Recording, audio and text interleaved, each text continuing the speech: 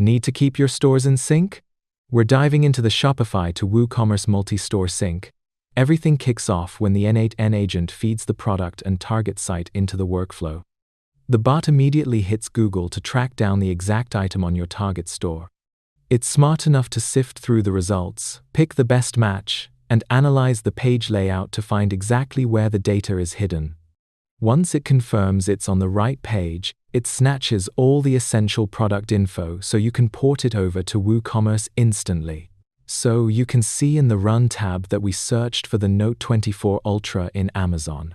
It picked the closest option, and because the product list is not visible, it scrolls to the end of the page to load all data, then extracts the data.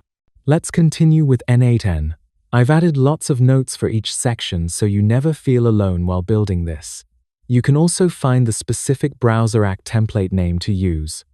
The scenario starts with a manual trigger, and then we grab all the products from Shopify.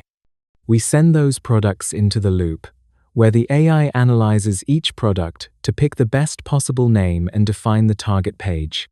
We use a structured output parser to make sure the data is perfectly formatted. And finally, we send everything to the BrowserAct node by defining the input parameters manually. After that, we send the BrowserAct output to another agent. This agent's job is to generate the product in details, so it will create the description, title, price, and even SKU and alts. We use a structured parser for this workflow too. Once the data is ready, we get the product from the WooCommerce node. We use the SKU to search for the data.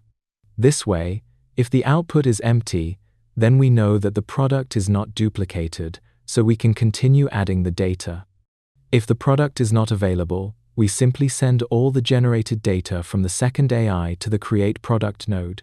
And if we face any error, we simply notify the team and continue the loop. So, as you can see, we have the product inside our Shopify, but we want it to be inside the WooCommerce too. So we use this agent, and with only a click, we are adding all the products to our new store. Thank you all for watching.